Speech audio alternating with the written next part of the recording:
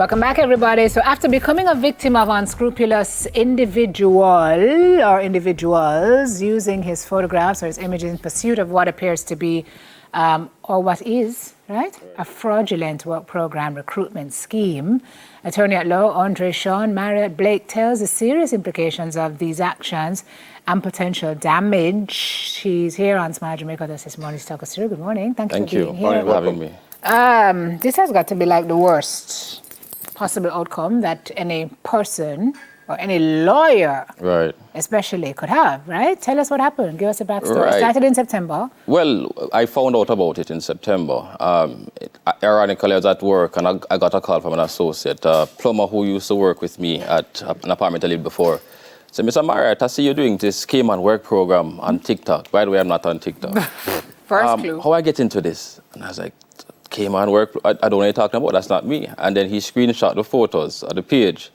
The individual had my photos, in fact, photos with me and officials as well. So there's a photo with me and the Prime Minister as a background, I guess to try and act, give the impression that it's a legitimate account.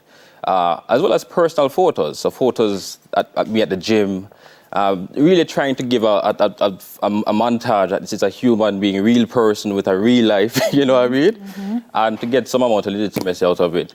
So when you go on the page, you see different videos about we get rich quick from a Cayman work program and I can get you permit, and people seem to have been communicating with him.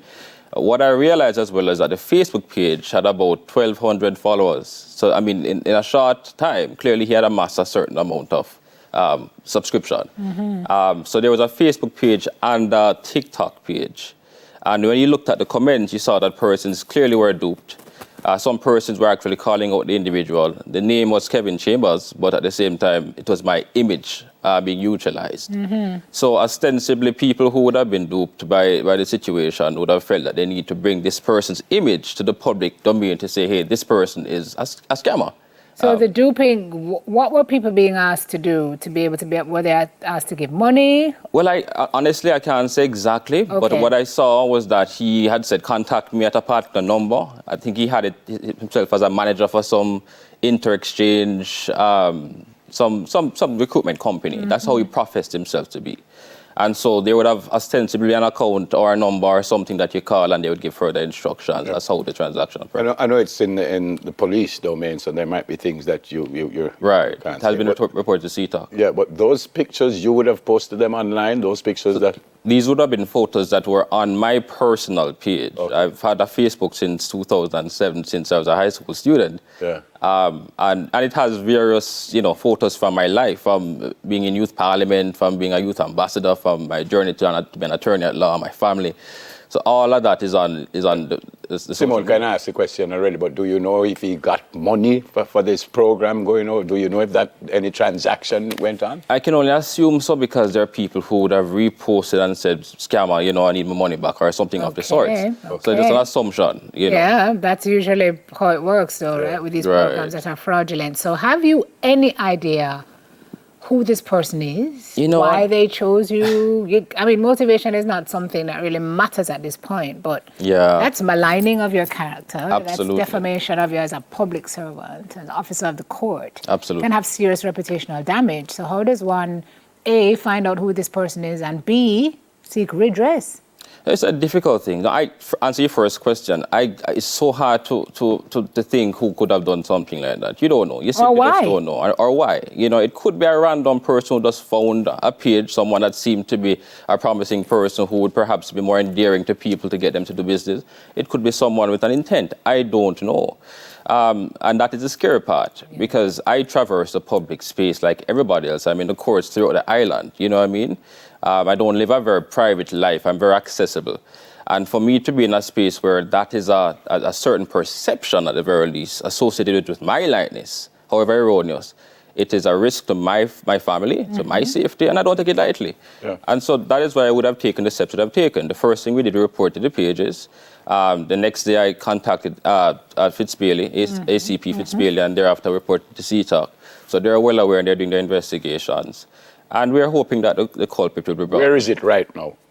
So it's with the police in terms of the investigation. I mean, the page, it's still up? He removed all the content. So the name is still there. The following is still there. But there is nothing there on the page anymore that would represent me. As far as I know, I'm not on TikTok, so I can only go by what people share with me. But what has happened since then, because I thought initially this was again 1st of October, I thought it would have died a natural death. But then last weekend, a video was shared with me from TikTok with my image. I don't know if it is from the same individual, which would suggest motive, or a real innocent victim, to say, this is my photo, this man is whatever, and a scammer and so on, and be aware of him type of situation, which would suggest intent. If it is the same person, what is curious is that it was a fake profile that created that, So it really is a curious case. It baffles me. Social media is like that thing. People feel like they can hide behind the cover of anonymity and do this. But what you're doing is really showing folks that that's not how it works. And when you bring in C-Talk, it's a different kettle of fish, because they're going to find who it is. Absolutely. And not only that, people need to also be conscious of the consequences of sharing information in that regard, fake news, information that is defamatory in nature.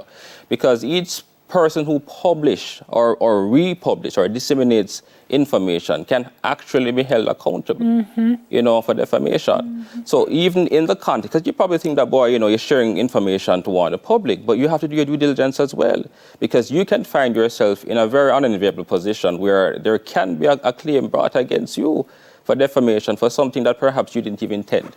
So you have to be conscious for it. Smart people, be smart, be smart. I remember someone had a fake page of you, a Facebook page. Facebook page. And our company here actually wrote Facebook, and they had an interesting response. I was telling Andre that it made sense and it never makes sense, because they say the only way they could take it down is if I prove that I have an authentic page. You don't have no page. Right, but I can understand why they say, because I could just write them and say, take down Simone one, and you never want that. So I can understand what they're saying, that anybody could have said, take down a page, but I don't have an authentic one.